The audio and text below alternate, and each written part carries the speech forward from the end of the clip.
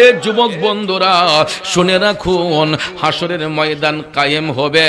আসমান জমিন জিন ইনসান ফেরেশতারা সব কিছু বিলীন হয়ে যাবে, সব কিছু বিলীন হয়ে যাবে। হাসরের ময়দানের পূর্ব লক্ষণ হলো আল্লাহর নাম ব্যতীত সবকিছু বিলীন হয়ে যাবে। এই জন্য হাদিস শরীফের মধ্যে রাসূল করিম সাল্লাল্লাহু আলাইহি ওয়াসাল্লাম বলেন, হাসরের ময়দান কায়েম হওয়ার আগে কিছু কিছু আলামত প্রকাশ পাবে, কিছু কিছু সিম্পটম দেখা দিবে। ওই সিম্পটমগুলা বলতে যাইয়া সহিহ মুসলিম শরীফের মধ্যে আল্লাহর হাবিব সাল্লাল্লাহু আলাইহি ওয়াসাল্লাম 393 পৃষ্ঠা সহিহ মুসলিম শরীফ খুলে দেখবেন, আল্লাহর হাবিব বলেছেন, হাসরের ময়দান কায়েম হওয়ার আগে এই পৃথিবী ভূখণ্ডের মধ্যে 3টা জায়গায় ভূমিধস হয়ে মানুষ তলিয়ে যাবে। কয় জায়গায়? পৃথিবী ধ্বংস হওয়ার আগে, হাসরের ময়দান কায়েম হওয়ার আগে আমার মদিনার কামলিওয়ালা নবী বলতেছেন 3টা জায়গার মধ্যে ভূমিধস হয়ে মানুষগুলো তলিয়ে যাবে। আর এই 3টা স্থানের একটি হলো পৃথিবীর পূর্বাঞ্চলে, আরেকটি হবে পৃথিবীর পশ্চিমাঞ্চলে, আর আরেকটি হবে আরব ভূখণ্ডে, আরেকটি হবে আরব ভূখণ্ডের মধ্যে। এই 3টা জায়গার মধ্যে ভূমিধস হয়ে মানুষ তলিয়ে যাবে। এই হাসরের ময়দান কায়েম হওয়ার আগে এই আলামতগুলা দেখা দিবে। শুধু তাই নয় বাবাজিরা, বুখারী শরীফের মধ্যে আল্লাহর হাবিব সাল্লাল্লাহু আলাইহি ওয়াসাল্লাম বলেন, বুখারী শরীফের মধ্যে আল্লাহর হাবিব সাল্লাল্লাহু আলাইহি ওয়াসাল্লাম বলেন যে পৃথিবীর জমিনে আলেমদের সিনা থেকে এলেমকে আল্লাহ উঠিয়ে নেবে। কি করবে? হাসরের ময়দান কায়েম হওয়ার আগে যখন হাসর হবে, কিয়ামত হবে, কিয়ামতের পূর্বে আলেমদের সিনা থেকে এলেমকে আল্লাহ উঠিয়ে নেবে।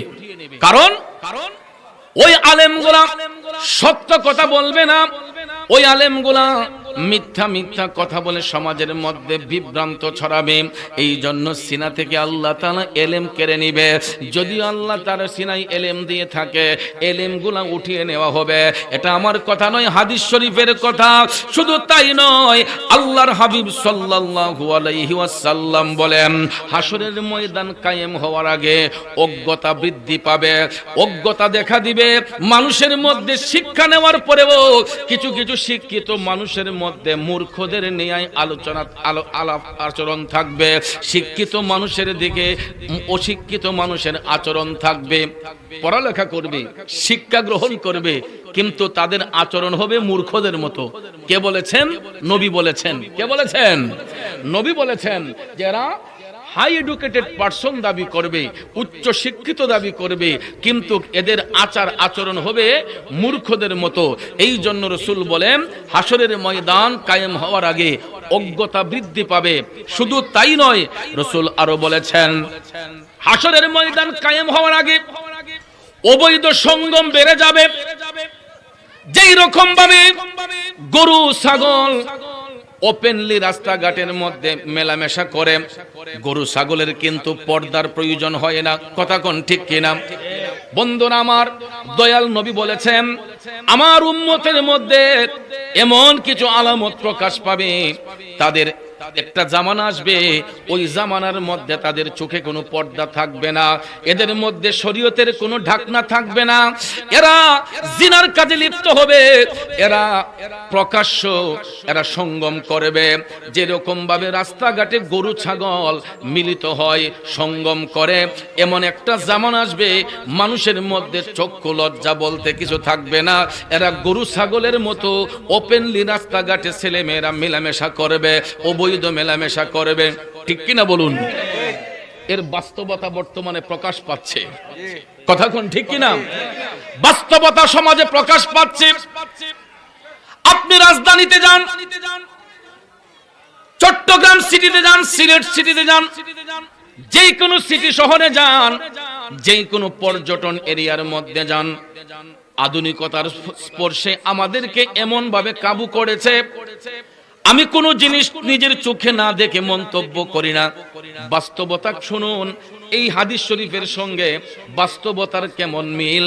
গত 2 সপ্তাহ আগে আমি আমার একটা ঈদে মিলাদুন নবীর গজল রেকর্ড করতে গিয়েছিলাম চট্টগ্রাম সি বিচে, পতেঙ্গা সমুদ্র সৈকতে। আমার গজলের ভিডিও ক্লিপ নিতে আমি চট্টগ্রামে একটা প্রোগ্রাম ছিল, তো ভাবলাম সেখানে ভিডিওটা করে নিই। তো যখন গেলাম ভাবলাম যে এখানে তো অনেক পর্যটন বসবে, তা আমি একটু সাইডে চলে যাই। তখন পর্যটন স্পট ছেড়ে দিয়ে আমি সমুদ্র সৈকতের একদম পাশ দিয়ে কর্নারে গেলাম। বিশ্বাস করেন, নিজের দৃষ্টিগোচর হলো, একবার তাকিয়েছিলাম, দৃষ্টি পড়েছিল, দ্বিতীয়বার লজ্জায় চোখটাকে নিচু করে ফেললাম। তাকাইয়া দেখতেছি সমুদ্রের কিনারায় পাহাড়ের চিপার মধ্যে অবৈধ ছেলেমেয়েরা অবৈধ মেলামেশা করতেছে, নাউজুবিল্লাহ কোন। অথচ খোলা আকাশের নিচে কোনো পর্দা নাই, কোনো পর্দা নাই, কোনো শরীয়তের বৈধতা নাই। শরীয়ত যদি বৈধ করে থাকে, বলুন তো ভালোবাসার মানুষগুলা কি খোলা আকাশের নিচে কেউ গরু ছাগলের মতো মিলিত হয়? কথা কোন হয়? আমি একবার তাকাইয়া দেখলাম, ভাইয়ার আমার, এ যুবক বন্ধুরা, সমাজটা কত নিকৃষ্টের দিকে চলে গেছে গো। আমি ওই দৃশ্যটা দেখলাম আর হাদিস শরীফটা পইরা আমার নবীর কথা মনে করলাম যে আমার দয়াল নবী তো 1500 বছর আগেই এই ভবিষ্যৎবাণী দিয়েছেন। কথা কোন ঠিক কিনা? কখন কোন জায়গায় কি হবে না হবে পৃথিবীর কেউ যদি বলতে নাও পারে, আমার আল্লাহ একজনকে জানানোর শক্তি দান করেছেন, জানিয়েছেন, তিনি হচ্ছেন আমাদের আকা রহমাতাল লিল আলামিন। আওয়াজ করে বলুন ঠিক না বেঠে? এই জন্য ভাইয়ার আমার, আশেক কয়, প্রেমিক কয়, নবী নবী করে আর কত কাল আমি কাঁদব, নবী নবী করে আর কত কাল আমি কাঁদব, আপন নয়নে কবে জানি, আপন নয়নে কবে জানি নূর নবীকে আমি দেখব, নবী নবী করে আর কত কাল আমি কাঁদব। কষ্ট হচ্ছে আমার বাবাজিরা, একটা জবানও বন্ধ রাখবেন না গো, চিৎকার মেরে বলুন ইয়া রাসূলুল্লাহ। জগতের বন্ধুরা রে, ও মুরব্বী বাবাজিরা, 1500 বছর আগে আমার মদিনার কামলিওয়ালা নবী ভবিষ্যৎবাণী করেছেন, এমন একটা জামানা আসবে, হাসরের ময়দান কায়েম হওয়ার আগে, কিয়ামতের পূর্বক্ষণে পৃথিবীর জমিনে পুরুষের চাইতে নারীদের সংখ্যা বেড়ে যাবে। কি হবে? পুরুষের চাইতে নারীদের সংখ্যা বেড়ে যাবে। এটাও মিশকাত শরীফের বর্ণনা। আল্লাহর নবী বলেছেন, এমন একটা জামানা আসবে যেই জামানায় পুরুষের চেয়ে নারীদের সংখ্যা বেড়ে যাবে। বলুন এই বাস্তবতা এখন দেখা যায় কি যায় না? বর্তমানে আদমশুমারির গণনা সূত্রে দেখা গেছে একটা পুরুষ পিছে 3 জন মহিলা। একটা পুরুষের সাথে কয়জন মহিলা? পুরুষের 3 গুণ বেশি এখনো বাংলাদেশে আমাদের নারীরা বেড়ে গেছে। আমার নবী বলেছেন, কিয়ামত সংগঠিত হওয়ার পূর্বে একটা পুরুষের সঙ্গে 50 জন নারী থাকবে। একটা পুরুষ সমান 50 জন নারী হবে। পুরুষের সংখ্যা কমে যাবে, নারীদের সংখ্যা বৃদ্ধি পাবে। বন্ধুরে, এখনো দেখবেন রাস্তাঘাটে চলাফেরা করলে আমার মা বোনদেরকে বেশি আকারে দেখা যায় কি যায় না? আমার নবী বলেছেন, এমন একটা জামানা আসবে পুরুষদের সংখ্যা কমে যাবে, মহিলারা হাট বাজারে গিয়ে ভিড় জমাবে। বর্তমানে আমরা এইগুলা দেখতে পাই কি পাই না? এখনো আপনি দেখবেন হাট বাজারে গেলে দেখবেন পুরুষ শূন্য, অনেক পুরুষ কম, কেউ অফিস আদালতে চলে যায়, কেউ ব্যবসা বাণিজ্যে চলে যায়, কেউ দেশে চাইরা বিদেশে চলে যায়, বাড়ির মধ্যে জিনাকে রেখে গেছে। এই পর্দার ভিতরের মানুষটাকে পর্দার বাহিরে বের করে দিছে। কথা কোন ঠিক কিনা? এটাই হলো আখিরি জামানার লক্ষণ, এটাই হলো হাসরের ময়দান কায়েম হওয়ার লক্ষণ। শুধু তাই নয়, আমার দয়াল নবী বলেছেন এমন একটা জামানা আমাদের সামনে আসতেছে। দয়াল নবী বলেছেন বড় দাজ্জালের আবির্ভাবের পূর্বে আরো 30 জন দাজ্জালের আগমন এই পৃথিবীর মধ্যে হবে। কয়জন? বড় দাজ্জাল আছে একটা। বড় দাজ্জালের আবির্ভাবের পূর্বে রাসূল বলেছেন আরো 30 জন দাজ্জালের আবির্ভাব হবে। এরা প্রত্যেকেই নিজেকে নবুয়তি দাবি করবে। আপনারা বলেন নবুয়তের দরজা খোলা নাকি বন্ধ? এ বন্ধু, আমার মদিনার কামলিওয়ালা নবীর মাধ্যমে নবুয়তের দরজা বন্ধ, ঠিক কিনা বলেন? আমার নবীর পরে আর কোন নবীর আগমন হবে না। তিনি সর্বশ্রেষ্ঠ এবং সর্বশেষ নবী। আমাদের কামলিওয়ালা নবী বেনজির বেমিসাল, যার সঙ্গে সৃষ্টির কোন বস্তুর তুলনা হয় না, হতে পারে না। কথা বলেন ঠিক না বেঠে? এই জন্য আমার বাবাজিরা বন্ধুরা, মদিনার কামলিওয়ালা নবী, মায়ার নবী, দয়ার নবী বলেছেন বড় দাজ্জালের আবির্ভাবের পূর্বে হাসরের ময়দান কায়েম হওয়ার আগে আরো 30 জন দাজ্জালের আবির্ভাব হবে। এরই মধ্যে কয়েকজনের আগমন হয়েছে। একটার নাম হচ্ছে মুসাইলামাতুল কাজ্জাব। নাম কি? মুসাইলামাতুল কাজ্জাব। সে দাজ্জালের অনুসারী, সে দাজ্জাল হয়ে পৃথিবীতে আসছে গো। আমার নবী বলেছেন আরেকটার নাম হচ্ছে তালহা ইবনে খালিদ। তালহা ইবনে খালিদ, এটাও দাজ্জাল। এরপরে ভাইয়ারা আমার, রাসূল বলেছেন আরেকটার নাম হচ্ছে আসওয়ান আনবী। আসওয়ান আনবী, এটাও হচ্ছে দাজ্জাল। আর আমাদের দেশের মধ্যে কিছুদিন আগেও একটা দাজ্জালের আবির্ভাব হয়ে গেছে। এটা হলো মির্জা গোলাম আহমদ কাদিয়ানী। ঠিক না ঠিক? যে নিজেকে নবুয়তি দাবি করেছিল, ঠিক কিনা বলেন? মির্জা গোলাম আহমদ কাদিয়ানী, সে এই জামানায় এসে নিজেকে নবুয়তি দাবি করছে, নবী দাবি করছিল। আপনারা বলেন এই কাদিয়ানীদেরকে কি মুসলমান বলা যাবে? কারণ এরা নবীর সাথে বিয়াদবি করেছে, আল্লাহর সঙ্গে কুফরি করেছে। এই জন্য আমরা মুসলমান, সব ধর্মের লোকেরা এই কাদিয়ানীদেরকে আমরা মুসলমান যেই দলে থাকি না কেন ভাইয়ার আমার, সব দলের মুসলমানরাই কাদিয়ানীদেরকে মুসলিম বলে না। কারণ তাদের যে গুরু ঠাকুর, সে নবুয়তি দাবি করছিল মির্জা গোলাম আহমদ কাদিয়ানী। কথা কোন ঠিক না বেঠিক? এই রকম ভাবে নিশ্চয়ই আরো 30 জন দাজ্জালের আবির্ভাব হবে। দয়াল নবী বলেছেন এই 30 জন দাজ্জালের আবির্ভাব হবে বড় দাজ্জালের আবির্ভাবের পূর্বে। বন্ধুরা আমার, বাবাজিরা, কারণ ওই দাজ্জালগুলা নিজেকে নবুয়তি দাবি করবে, আস্তে আস্তে তাদের পক্ষে কিছু লোক চলে যাবে। এরকম ভাবে ভাইয়েরা আমার, এলেম শূন্য হয়ে যাবে, মানুষের মধ্যে শ্রদ্ধা ভক্তি কমে যাবে, মানুষের মধ্যে তাকওয়া কমে যাবে, আল্লাহর স্মরণ অন্তরে থাকবে না। এই জন্য আস্তে আস্তে এই রকম ভাবে হাসর শুরু হয়ে যাবে, কিয়ামত সংগঠিত হবে। বন্ধুরা আমার, বাবাজিরা, দয়াল নবী আমার, মায়ার নবী আমার এটাও বলেছেন হাসরের ময়দান কায়েম হওয়ার পূর্বে ধন সম্পদ বৃদ্ধি পাবে। কিভাবে? ধন সম্পদ বেড়ে যাবে। মানুষের দেখবেন, আমরা ইতিপূর্বে দেখতাম ছোট্টবেলায়, আমরা দেখেছি নিজেরাও, আমাদের লাইফের হিস্ট্রি বলি, আমার বয়স যখন 12-14 বছর, আজ থেকে প্রায় এই 25-26 বছর আগের কথা বলছি, আমি 100 টাকা নিয়ে বাজারে গেছি, বেগ ভৈরা বাজার নিয়ে আসতে পারি নাই। 100 টাকা দিয়ে বাজার করে, আমাদের জামানায় আমরা যখন যুবক ছিলাম, সেই কিশোর ছিলাম, 12-14 বছর যখন আমাদের 100 টাকা নিয়ে বাজারে গেছি, ব্যাগটা আলগি দিয়ে আনতে পারি নাই। আর বর্তমানেও আপনি বাজারে গেলে দেখবেন 26 বছর পরে, আমার লাইফের 26 বছর পরে এখন দেখতেছি 1000 টাকা নিয়ে বাজারে গেলে বাজার ব্যাগের তলায় পড়ে থাকে। কথা কোন ঠিক না বেঠিক? তাহলে সম্পদ কি বাড়তেছে না?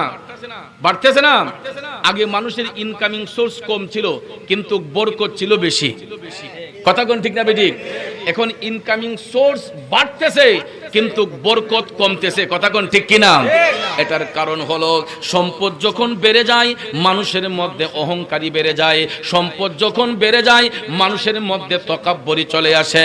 দেখবেন যখন সোনের ঘর ছিল, টিনের ঘর যখন ছিল, পাশের ঘরে ভাইটা যদি কান্না করছে, ওই পাশের রুম থেকে বড় ভাইটা কয়, কিরে আমার ছোট ভাই কান্দোস কেন, তোর কি হয়েছে? কারণ যখন মধ্যখানে টিনের বেড়া ছিল, বাঁশের বেড়া ছিল, তখন ওই ঘরের ভাই যদি কান্না করছে, লাগা ঘরের বড় ভাই শুনে আফসোস করছে আমার ভাইটা কেন কান্না করতেছে। একবার দুইবার তিনবার কান্নার শব্দ শুনে ওই বড় ভাইয়ের আর সহ্য হয় না, তখন ভাইয়ের দরদি হইয়া ভাইয়ের কাছে চলে যায়। আর এখন আমরা বিল্ডিং নির্মাণ করে আমাদের মনগুলোও বিল্ডিং এর মতো হয়ে গেছে। আমার আপন ভাই যদি না খেয়ে মরেও যায়, বড় ভাই বলে না যে আমার ভাই কি করতেছে, কি কষ্টে আছে, একটু জানার চেষ্টা করি। কারণ বিল্ডিং বানানোর সঙ্গে সঙ্গে তার মনটাও পাথরের মতো শক্ত হয়ে গেছে। এই জন্য আমার মদিনার কামলিওয়ালা নবী বলেছেন, কিয়ামত সংগঠিত হওয়ার আগে ধন সম্পদ বৃদ্ধি পাবে। আমার মদিনার কামলিওয়ালা নবী বলেছেন, ফুরাত নদীর তলদেশ থেকে আমার আল্লাহ একটা স্বর্ণের পাহাড় উত্তোলন করবে। এমন পরিমাণ সম্পদশালী মানুষ হবে, কিন্তু মানুষের মধ্যে সম্পদ থাকলেও কি হবে? তাকওয়া থাকবে না, আল্লাহর প্রতি ভয় থাকবে না, মানুষের প্রতি দরদ থাকবে না। ঠিক কিনা বলেন? এই জামানা এখন আছে না নাই? এই জামানার মধ্যে আমরা পড়ে গেছি। বন্ধুরা আমার, বাবাজিরা, শুধু তাই নয়, আমার মদিনার কামলিওয়ালা নবী বলেছেন কিয়ামত সংগঠিত হওয়ার আগে এই আখিরি জামানা যখন শুরু হবে, মানুষের ঈমান রাখাটা বড় ট্রাফ হয়ে যাবে। জ্বলন্ত আংরা হাতের মধ্যে রাখা যেমন, আখিরি জামানার মধ্যে নবী বলেছেন ঈমানটাকে ঠিক রাখা তেমন। আমার নবী বলেছেন জ্বলন্ত আগুন হাতের মধ্যে রাখলে যেরকম কষ্ট হয়, এই আখেরি জামানার মধ্যে মুসলমানদের ঈমানটাকে ঠিক রাখা এই পরিমাণ কষ্ট হয়। এই জন্য যারা এই আখেরি জামানায় ঈমানদার হবে, ওই ঈমানদার ব্যক্তিরা এরা আল্লাহরে ডাক দিয়ে কয়, আল্লাহ যদি আমাদেরকে কবরের মধ্যে পাঠিয়ে দিতা, আমরা কয়টা দিন আরামে কবর দেশে থাকতাম। আল্লাহু আকবার কোন। কারণ ফিতনার জামানায়, আখিরি জামানায় ঈমানদাররা এই দুনিয়াতে বেশি দিন থাকতে চায় না। এরা ভাইয়েরা আমার, কবরস্থানে গিয়া এরা আল্লাহর কাছে আরজু করে, আল্লাহ গো আমাদেরকে কবরস্থানে পাঠাইয়া দাও, কবরস্থানে পাঠাইয়া দিলে হয়তো কিছুদিন সেখানে আরামে থাকতে পারবো। এই ফিতনার জামানায় মুমিন ব্যক্তিরা থাকতে চায় না। এই জন্য আল্লাহওয়ালা ব্যক্তিগণ, বুজুর্গ ব্যক্তিগণ, এরা দেখবেন রাত যখন 12টা ওভার হইয়া যায়, তাহাজ্জুদের সময় ঈমানদার ব্যক্তিরা, আল্লাহর ওলিগণ, তারা জিকিরে মাশগুল হয়, আল্লাহর প্রেমে তারা বিলীন হইয়া যায়। তখন তারা আল্লাহকে ডাক দিয়া কয়, আল্লাহ দুনিয়াতে যদি রাখো আমাদেরকে ঈমানি জিন্দেগি দাও, আর দুনিয়াতে যদি না রাখো ঈমানের সহিত তাড়াতাড়ি আমাদেরকে মরণ দাও। বন্ধুরা আমার, ঈমানদাররা বেশি দিন থাকতে চায় না। এই জন্য কয়, ঈমানের পথে অবিচল থেকে আমার মরণ যেন হয়। ঈমানের পথে অবিচল থেকে আমার মরণ যেন হয়। ঈমানের পক্ষে আমরা জীবন দিতে চাই কি চাই না? এ বন্ধুরা আমার, বাবাজিরা, এই জামানাটা হচ্ছে ফিতনার জামানা। এই জামানার মধ্যে মুসলমানদের ঈমানটা ঠিক রাখা বড় কঠিন হয়ে যাইতেছে। বন্ধুরে আমার, মদিনার কামলিওয়ালা নবী, নূরের নবী, মায়ার নবী, দয়ার নবী বলতেছে, এমন একটা সময় আসবে গো, সময়গুলা এত দ্রুত চলে যাবে, বছরটাকে মনে হবে মাসের মতো চলে গেছে। বছরটাকে মনে হবে কি মাসের মতো, মাসটাকে মনে হবে সপ্তাহের মতো, সপ্তাহটাকে মনে হবে দিনের মতো। আমার দয়াল নবী 1500 বছর আগে বলেছেন, বর্তমানে তো এটাই মনে হচ্ছে। কথা কোন ঠিক কিনা? 2024 সাল চলে যাচ্ছে, আমাদের কাছে মনে হয়েছে কয়দিন আগে না 24 সাল ঢুকলো। কথা কোন ঠিক কিনা? দিনগুলা কত দ্রুত চলে যাচ্ছে, আমাদের কাছে মনে হয় আরে ওই দিনে না 23 সাল ছিল, 24 সাল থেকে এখন অক্টোবর মাস চলে গেছে, আর 2 মাস পরেই 25 সাল চলে আসবে। অনেক কি ও বছরটা কেমনে গেল? বলি কি বলে না? বছরটা কোন দিকে গেল? আমার নবী কামলিওয়ালা বলেছেন, বন্ধুরা আমার নবী কামলিওয়ালা বলেছেন, কিয়ামতের আগে মানুষের কাছে বছরটাকে মাসের মতো মনে হবে, মাসটাকে সপ্তাহের মতো মনে হবে, সপ্তাহটাকে দিনের মতো মনে হবে। এই একটা জামানার মধ্যে এখন আমরা পড়েছি। এবং ভাইয়ারা আমার, বন্ধুরা আমার, রাসূল বলেছেন সম্পদশালী ব্যক্তিরা এরা যাকাত দিতে অনীহা প্রকাশ করবে, এরা যাকাত দিতে চাইবে না। যাকাত দিলে এরা মনে করবে তাদের সম্পদ কমে যাবে। এই জন্য যাদের উপর যাকাত ফরজ হয়েছে ওই সম্পদশালী ব্যক্তিরা যাকাত দিতে অনীহা প্রকাশ করবে। তাইলে বলুন এই জামানায় এই সমস্ত লোক আছে না নাই? যাকাত না দিয়া যাকাতের টাকাগুলা নিজেরা খেয়ে ফেলে, কথা কোন ঠিক কিনা? না জানি সম্পদ কমে যায়। আমি দেখতেছি বর্তমানে আমরা যেই সময়টা পার করছি, আমার নবী ১৫০০ বছর আগে যেই ভবিষ্যৎবাণী দিয়েছেন এই খাসিয়ত এখন আমাদের কাছে চলে আসছে। মনে হয় খুব সম্ভব কিয়ামত অতি নিকটেই, কারণ মানুষের দিলগুলা পাষাণ হয়ে যাচ্ছে, কথা বলেন ঠিক কিনা? মানুষের মধ্যে এখন মায়া মমতা বলতে কিছু নাই।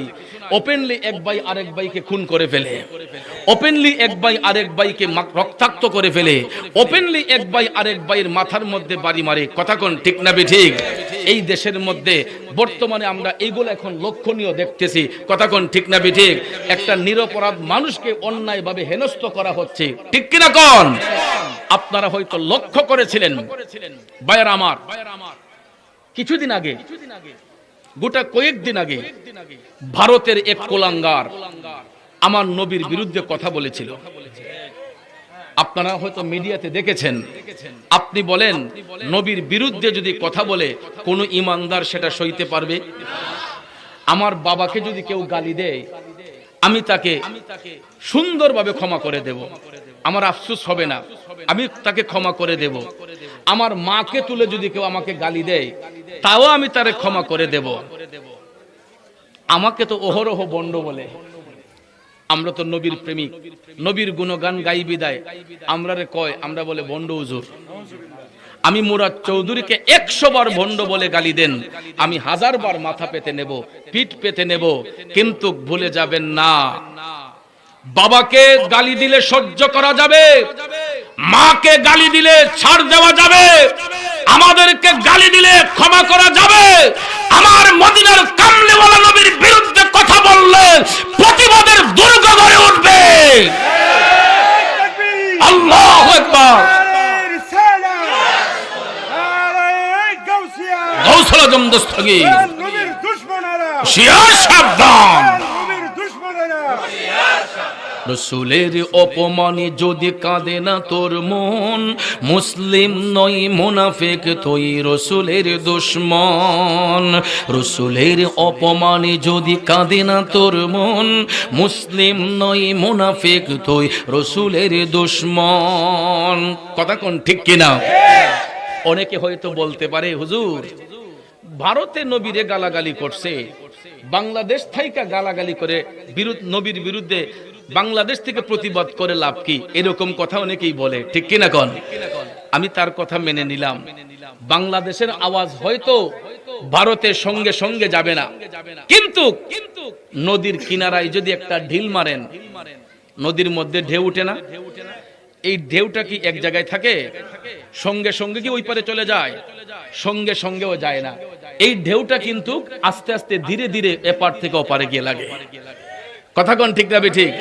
তো আমার আপনার আওয়াজটা হয়তো সরাসরি এখন ভারতে যাচ্ছে না, কিন্তু এই যে সোশ্যাল মিডিয়া নিয়ে আমার ভাইয়েরা বসছে, কথাগুলা রেকর্ড হচ্ছে, এই রেকর্ডিংটা ভিডিওটা একদিন হয়তো ভারতের তাদের দৃষ্টিগোচর হবে যে বাংলাদেশের মুসলমানরা নবীর বিরুদ্ধে কথা বলাতে এরা রুখে দাঁড়িয়েছে, ঠিক কিনা কোন?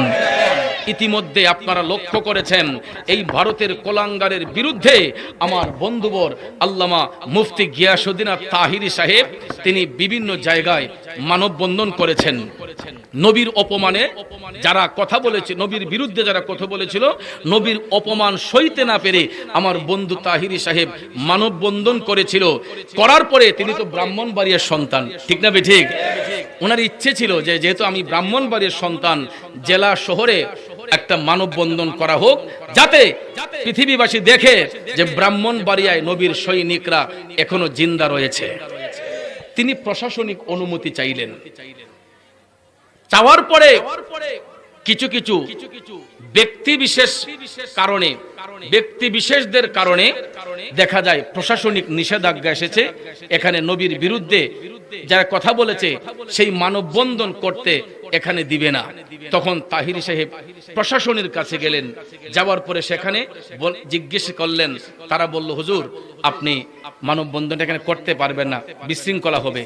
তিনি বললেন ভাই কেন?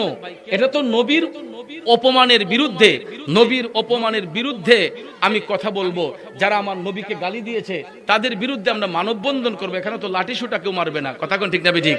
একটা প্রতিবাদ জানানো হবে। কিন্তু ভাইয়ার আমার প্রশাসনিক অনুমতি না পেয়ে ভদ্রলোক তার বাড়ির দিকে যাচ্ছেন, এমন সময় দেখা যায় মাথার মধ্যে টুপি, হাতের মধ্যে লাঠি, পরনে পাঞ্জাবি কিছু কিছু দুষ্কৃতকারী জঙ্গি গোষ্ঠীরা আমার বন্ধুর গাড়িটা ভেঙে দিয়েছে। ইভেন অনেক চেষ্টা করেছিল তার গায়ের মধ্যে আঘাত করার জন্য, কিন্তু নবীর গোলামদেরকে হেফাজত করে কে? নবীর গোলামদের খোদার কসম কোন অপশক্তি আমাদেরকে ধ্বংস করতে পারবে না, ঠিক কিনা বলুন? বন্ধুরা আমার, বাবাজিরা, অনেক সহ্য করা হয়েছে। নবীর বিরুদ্ধে কথা বললে আর কাউকে ছাড় দেওয়া যাবে, কারণ সুন্নিরা নরম, আবার ঈমান রক্ষার বেলায় আমরা খুবই গরম, কথা বলেন ঠিক না ঠিক? সুন্নিরা খুবই নরম। আমরা কাউকে জঙ্গিবাদের মদদ দিচ্ছি না, আমরা কাউকে বিনা অপরাধে লাঠিচার্জ করি না, আমরা রাস্তাঘাটে গাড়ি ভাঙচুর করি না, আমরা কাউকে গাছ ফালিয়ে অপমান করি না, কথা কোন ঠিক না ঠিক? আমরা নবীর সৈনিকরা কোরআন সুন্নাহর আলোকে মানুষের দিলের মধ্যে ইশকে মুস্তাফার প্রেম, হুব্বে মুস্তাফার প্রেম, আউলিয়া কেরামের প্রেম জাগ্রত করে দেওয়ার জন্য কোরআন সুন্নাহ ভিত্তিক আলোচনা করি, ঠিক কিনা বলেন? কিন্তু ভাইয়ার আমার, আপনারা ইতিমধ্যে দেখেছেন আল্লাহর ওলিগণের মাজার শরীফ কিছু ব্যক্তিদের কাছে নিরাপদ নয়, ঠিক কিনা বলেন? ইতিমধ্যে দেখা গিয়েছে অনেক আল্লাহর ওলির মাজার শরীফে ভাঙচুর হয়েছে, বাবা শাহপুরানের মাজার শরীফে ভাঙচুর হয়েছে, অনেক আল্লাহর ওলিদের দরবারে ভাঙচুর হয়েছে। কি ওলির দোষ? কি আল্লাহর ওলির কি কোনো দোষ? একজন ভদ্রলোক একটা আলোচনা করেছিলেন ওই দিন, আমার খুব ভালো লেগেছিল। উনি আমাদের এগেনিস্ট একজন আলেম, অনেক বরেণ্য আলেম, কিন্তু ওনার কথাটা আমার পছন্দ হয়েছে। এই ভদ্রলোক বললেন যে মাথার চুল লম্বা হয়েছে, লম্বা চুলের মধ্যে উকুন দেখা দিছে। এখন উকুন যখন দেখা দিছে, মাথা কি কাটা হবে না উকুন বাঁচা হবে? উকুন বাঁচতে হলে চুল কাটবো, কথা কোন ঠিক না বেঠিক? মাথা তো আর কাটা যাবে না। তাইলে আল্লাহর ওলিদের দোষ কি? ওলিদের দরবারে যদি কেউ অশালীন কাজ করে, ওলিদের দরবারে যদি কেউ অপবিত্র কাজ করে, আমরা তাদেরকে প্রতিহত করব, যে এখানে কোনো অশালীন কাজ করা যাবে না, অপ্রীতিকর কাজ করা যাবে না। তাই বলে তো আল্লাহর ওলির মাজার ভাঙা যাবে না, কারণ ওলিরা কার বন্ধু? জোরে বলেন, কার বন্ধু? যাদেরকে রব্বুল আলামিন বন্ধু বলে ঘোষণা দিয়েছেন, এই বন্ধুদের মাজার শরীফে যারা আক্রমণ করে, বন্ধুরা আমার, বাংলাদেশের প্রত্যেকটা স্থানে স্থানে সুন্নি জনতা যদি মাঠে নেমে যায়, কোন বাতিল শক্তি সুন্নিয়তের মানুষদেরকে আটকে রাখতে পারবে না ইনশাআল্লাহ, কথা বলেন ঠিক কিনা? আর যেন একটা আল্লাহর ওলির মাজার শরীফের ইটের মধ্যে আচরণ না হয়। একটা আচর যদি আল্লাহর ওলিদের মাজার শরীফে হয়, বাংলাদেশের প্রত্যেকটা স্থানে প্রতিবাদের দুর্গ গড়ে উঠবে ইনশাআল্লাহ। মনে করবেন না যে সুন্নিরা নরম। বাংলাদেশে এখনো সুফিবাদের মানুষ অনেক বেশি। সুফিবাদে বিশ্বাসী তরিকাপন্থী মানুষ যদি সবাই মাঠে নেমে যায়, তাহলে ওদেরকে খুঁজেই পাওয়া যাবে না, ঠিক কিনা কন? ভাইয়ার আমার, বন্ধুরা আমার, রাগ করছেন আমার কথায়? ও বন্ধু, কিয়ামত সংগঠিত হওয়ার আগে এই সমস্ত সিমটম দেখা দিবে। এটা আমি চৌধুরীর কথা নয়, আমার মদিনার কামলিওয়ালা নবী বলেছেন, আর রাসূল বলেছেন, লোকেরা ধর্মীয় শিক্ষা গ্রহণ করবে, লোকেরা ধর্মীয় শিক্ষা গ্রহণ করবে, কিন্তু ধর্মের জন্য নয়, তারা দুনিয়াবি উদ্দেশ্যে তাদের ফায়দা হাসিলের জন্য এই ধর্মীয় জ্ঞানটাকে পাইরুটি দেয়।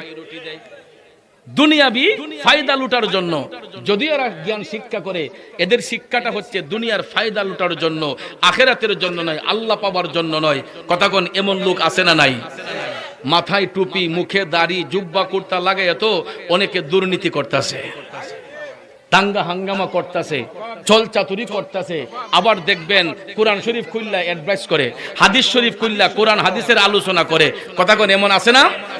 কিন্তু দেখবেন সুদের ব্যবসা করতেছে তোলেদা, উফরেদা ভালো কথা কয়, আর তোলেদা সুদের ব্যবসা করে, ঘুষের ব্যবসা করে। এমন অসৎ লোক আছে না নাই? এরা গাছের উপর দিয়া পানি ডালে আর গুড়ি দিয়ে হালি কাটে। কথা কোন ঠিক না বেঠিক? এগুলা কাদের মতো জানেন? আমাদের দেশে দেখবেন এক জাতীয় বৃক্ষ আছে, গাছ আছে, এই গাছের ভিতরটা একদম শূন্য থাকে, কিন্তু আগার পাতাগুলা খুব সুন্দর থাকে। একটা বাতাস যদি আসে তাহলে ভিতর সুরুং হওয়ার কারণে, ওই গাছের গোড়াটা দুর্বল হওয়ার কারণে ঠাস কইরা পাতা সুন্দর হলো ভেঙ্গে পড়ে যায়। কথা কোন ঠিক না বেঠিক? তাহলে এই জামানার মধ্যে এই সমস্ত কিছু লোক এখন আছে। রাসূল ১৫০০ বছর আগে বলেছেন যে ধর্মীয় শিক্ষা গ্রহণ করবে, কিন্তু এর কোনো অনুশাসন তার মধ্যে থাকবে না। ওই ব্যক্তিরা ব্যক্তি ফায়দা হাসিলের জন্য এরা ধর্মীয় শিক্ষা গ্রহণ করবে। তাহলে বলুন এই জাতীয় লোক আমাদের দেশে আছে না নাই? ভাইয়ারা আমার, বন্ধুরা আমার, শুধু তাই নয়, আমার মদিনার কামলিওয়ালা নবী বলেছেন গো, এই এমন এই ফিতনার জামানার মধ্যে কিয়ামত সংঘটিত হওয়ার কাছে পুরুষরা নারীদের কাছে বন্দী হয়ে যাবে। পুরুষরা নারীদের কাছে কি হবে? জিম্মি হয়ে যাবে, বন্দী হয়ে যাবে। কারণ আমরা এখনো দেখতে পাই কিছু কিছু পুরুষ নারীর কাছে বন্দী আসেনিও, একটু লড়তেও পারে না, ঘাম জড়াই ইনকাম করে, আইনার টেহাগুলা বেডির কাছে দেওয়ান লাগে, চাইলেও 1 টাকা বেশি খরচ করতে পারে না। এমন বন্দী পুরুষ আসেনি? ভাইয়ারা আমার, বন্ধুরা আমার, এটা ১৫০০ বছর আগে আমার দয়াল নবী কামলিওয়ালা নবী ভবিষ্যৎবাণী দিয়েছেন। শুধু তাই নয় ভাইয়ারা আমার মদিনার কামলিওয়ালা নবী বলেছেন এই ফিতনার জামানায় বন্ধু বান্ধব বেশি হবে, আর বন্ধু বান্ধব বেশি হইয়া তাদের পিছনে খরচ করবে, তখন কোনো গায়ে লাগবে না। কিন্তু মা বাবার পিছনে খরচ করলে তাদের হিসাব নিকাশ শুরু হয়ে যায়। মা বাপরে দেখতে পারে না, মা বাবারে ভাব দেয় না, কিন্তু দেখা যায় বন্ধুদেরকে নিয়ে চার দোকানে আড্ডা মারে, হাজার হাজার টাকা খরচ করে। কি আজান হয়ে গেছে?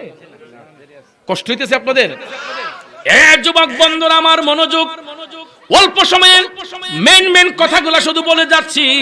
কিয়ামত সংগঠিত হওয়ার পূর্বে, হাসরের ময়দান কায়েম হওয়ার পূর্বে আমার নবী এই আলামতের কথা বলেছেন। রাসূল বলেছেন মসজিদের ভিতরে লোকেরা বেহায়াপনা করবে, গন্ডগোল করবে। ফিতনার জামানায়, এটা হাদিস শরীফ, আমার কথা নয়, রাসূল বলেছেন এমন একটা জামানা আসবে আল্লাহর ঘর মসজিদের ভিতরে শোরগোল করবে, এরা ফেসাদ সৃষ্টি করবে, মারামারি করবে। ভাইয়েরা আমার, বলুন তো আপনারা দেখছেন কিনা আমাদের দেশের মধ্যে তো কিছু কিছু জায়গার মধ্যে আমরা দেখি মসজিদের ভিতরে জুতা দিয়ে ইটাইটি হয়। হ্যাঁ, বাইতুল মুকাররমে হইছে। আমিও মিডিয়াতে দেখছি। বন্ধুরা আমার, বাবাজিরা আমার, যেটা বাংলাদেশের জাতীয় মসজিদ, বাংলাদেশের জাতীয় মসজিদ, এটা আমাদের অহংকার, আমাদের গর্ব। বাংলাদেশের জাতীয় মসজিদ বাইতুল মুকাররম, যেখানে থেকে ইসলামিক ফাউন্ডেশনের মাধ্যমে সারা বাংলাদেশে ইসলামের প্রচার প্রসার হয়। কথা কোন ঠিক কিনা? সেই বাইতুল মুকাররমের মতো একটা জাতীয় মসজিদের ভিতরে জুতা দিয়া ইটাইটি ব্যক্তি ফায়দা হাসিলের জন্য। এরা এলেম অর্জন করেছে, কিন্তু তাদের ব্যক্তি ফায়দা হাসিলের জন্য, ওই যে একটু আগে বললাম, ব্যক্তি ফায়দা হাসিলের জন্য এরা শোরগোল করে, গন্ডগোল করে। আল্লাহর ঘরের ভিতরে রাসূল বলেছেন এরা ফেসাদ সৃষ্টি করবে, জুতা দিয়ে মারামারি করে। কথা কোন ঠিক না বেঠিক? রাসূল বলেছেন মসজিদের ভিতরে এরা শোরগোল করবে। ফিতনার জামানার মধ্যে কিছু কিছু লোক, অথচ তাদের সিনার মধ্যে এলেম থাকবে, এলেম থাকার পরেও এদের আচরণ হবে মূর্খদের মতো। কাদের মতো? মূর্খদের মতো। বন্ধুরা আমার, বাবাজিরা, আল্লাহর হাবিব সাল্লাল্লাহু আলাইহি ওয়াসাল্লাম বলেন এমন কিছু লোক বের হবে, এরা মুরব্বিদেরকে কুৎসা করবে, মুরব্বিদের কি ইনসাল্ট করবে। ওই যে আমরা আগেকার মুরব্বিরা কথা বলি, মুরব্বিদের কথা আমরা শ্রদ্ধার সহিত পালন করি, কিন্তু এমন একটা জামানায় আসবে মুরব্বীদের কথাগুলাকে বলবে এগুলা কুসংস্কার। কি বলবে? যে এগুলা কুসংস্কার। আসলে কুসংস্কার নয়, মুরব্বীরা আমাদেরকে যে সাজেশন দেন এটা আমাদের জন্য করণীয়, পালন করা অতীব জরুরি। কথা কোন ঠিক না ঠিক? কারণ তারা আমাদেরকে তো খারাপ দিক দিবে না, তারা আমাদেরকে ভালো গাইডনেস করে। কথা কোন ঠিক না ঠিক? এই জন্য রাসূল বলেছেন যে কিয়ামত সংগঠিত হওয়ার পূর্বে, হাসরের ময়দান কায়েম হবে যখন, এর পূর্বে এই সমস্ত আলামত দেখা দিবে, মুরব্বীদের কথাকে ইনসাল্ট করবে, মুরব্বীদের কথাকে অপমান করবে, আর এরা বর্তমান জামানায় আইসা তারা যেটা বলবে এটাকে বেশি পাইরুটি দিবে, কিন্তু মুরব্বীদের কথাগুলোকে অপমান করবে। বন্ধুরা আমার, আপনারা বলুন এইরকম লোক আছে না নাই? কথা কোন আছে না নাই? বন্ধুরা আমার, বাবাজিরা, রাসূল বলেছেন এই রকম ভাবে এই বিশ্রী বিশ্রী আলামতের পরে গো দাজ্জালের আবির্ভাব হবে। ওই বড় দাজ্জাল, রাসূল বলেছেন দাজ্জালের আবির্ভাব হবে। এরা পৃথিবীর জমিনে মক্কা শরীফ, মদিনা শরীফ ছাড়া 40 দিন সারাটা পৃথিবী এরা ভ্রমণ করবে। আর এই 40 দিনের প্রথম দিনটা হবে 1000 দিনের সমান। দাজ্জাল যে পৃথিবী ভ্রমণ করবে, এই 40 দিনের প্রথম দিনটা হবে 1 বছর, 1 বছরের সমান। কয় বছরের সমান? দ্বিতীয় দিনটা হবে রাসূল বলেছেন যে 30 দিনের সমান। কয় দিনের সমান? 1 মাসের সমান। আর তৃতীয় দিনটা হবে 1 সপ্তাহের সমান। আর বাকি দিনগুলা একদিনের 24 ঘন্টার মতো হবে। এইরকম ভাবে 40 দিনে এই দাজ্জাল সারাটা পৃথিবী ভ্রমণ করে তার পক্ষে লোকদেরকে আনবে। তার পক্ষে কি করবে? লোকদেরকে আনবে। আনার পরে ওই দাজ্জাল মক্কা মদিনা শরীফের মধ্যে প্রবেশ করার জন্য চেষ্টা করবে, কিন্তু ভাইয়ের আমার, মক্কা মদিনার মধ্যে দাজ্জাল প্রবেশ করতে পারবে না। কিন্তু মদিনা শরীফের মধ্যে দাজ্জালের আবির্ভাব যখন হবে, সে মদিনা শরীফে ঢুকতে চাইবে কিন্তু প্রবেশ করতে পারবে না। কিন্তু ভাইয়ের আমার, 3 বার মদিনা শরীফের মধ্যে ভূমিকম্প হবে। রাসূল বলেছেন কয়বার? 3 বার ভূমিকম্প হওয়ার পরে যারা মুনাফিক, যারা বেঈমান, ইমানদার ছাড়া অনেকেই দাজ্জালকে গিয়ে বিশ্বাস করবে, দাজ্জালের পক্ষে চলে যাবে। এরা এই ভূমিকম্পকে ভয় পেয়ে এরা দাজ্জালের পক্ষে চলে যাবে। আর ইমানদার ব্যতীত আর পৃথিবীর যত ইমানদার আছে, ওলি আব্দাল গাউস কুতুব আছে, দাজ্জালের আবির্ভাবের পরে সমস্ত ইমানদাররা এরা মক্কা মদিনার হেরেমাইন শরীফের মধ্যে চলে যাবে। তখন সেখানে গিয়ে তারা নবীর কদমে পড়ে থাকবে। পৃথিবীর সমস্ত ইমানদার যদি আল্লাহর ওলি সৈয়দ মোগল মিয়া সাহেব আল্লাহর বন্ধু হয়ে থাকেন, উনিও তখন চলে যাবে আমার নবী মুস্তাফার কদম মোবারকে। হারামাইন শরীফাইনের মধ্যে সমস্ত ওলি আব্দাল গাউস কুতুব পীর আউলিয়া সব চলে যাবে। তখন দাজ্জাল রাজত্ব করবে। গোটা পৃথিবীর যত বেঈমান মুনাফিক আছে তাদেরকে তার কবজার মধ্যে নিয়ে আসবে। আর ওই মদিনা শরীফে 3 বার ভূমিকম্পের পরে, ভাইয়ার আমার, বন্ধুরা আমার, হযরতে ঈসা আলাইহিস সালাম দামেস্কের মসজিদের পূর্ব মিনারে ঈসা আলাইহিস সালামের আগমন হবে। দাজ্জাল যখন গোটা পৃথিবীটা ভ্রমণ করবে, সমস্ত পীর আউলিয়া গাউস কুতুব সবাই যখন হারামাইন শরীফাইনের মধ্যে চলে যাবে গো, এমন সময় আসমান থেকে আল্লাহর পয়গম্বর হযরতে ঈসা আলাইহিস সালাম তিনি দামেস্কের মসজিদের পূর্ব মিনারের মধ্যে অবতরণ করবেন। এমন সময় ফজরের আজান হবে গো।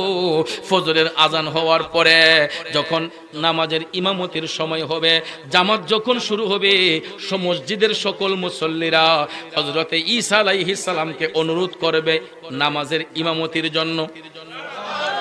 ঈসা আলাইহিস সালামকে নামাজের ইমামতির জন্য অনুরোধ করে যখন ইমামতির মুসল্লায় ঈসা নবী যখন দাঁড়াইবেন, ফজরের নামাজের ইমামতিতে দাঁড়ানোর পরে ঈসা আলাইহিস সালাম যখন ইমাম হয়ে গেলেন, এমন সময় ভাইয়ার আমার, ওনার শরীরের মধ্যে যেই খুশবু, ওনার শরীরের সেই নিঃশ্বাসের খুশবুটা যখন দাজ্জালের শরীরের মধ্যে লাগছে, পানির মধ্যে লবণ রাখলে যেই রকম লবণটা গলে যায়, দাজ্জালের শরীরটা এই রকম লবণের মতো আস্তে আস্তে গলতে শুরু করলো।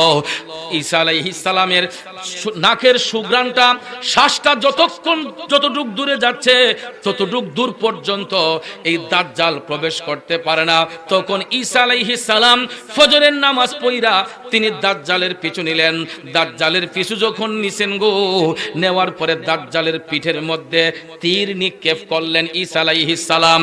ওই দাজ্জালের পিঠের মধ্যে তীর নিক্ষেপ করে ওই দাজ্জালকে ঈসা নবী জাহান্নামের মধ্যে পাঠাইয়া দিবেন।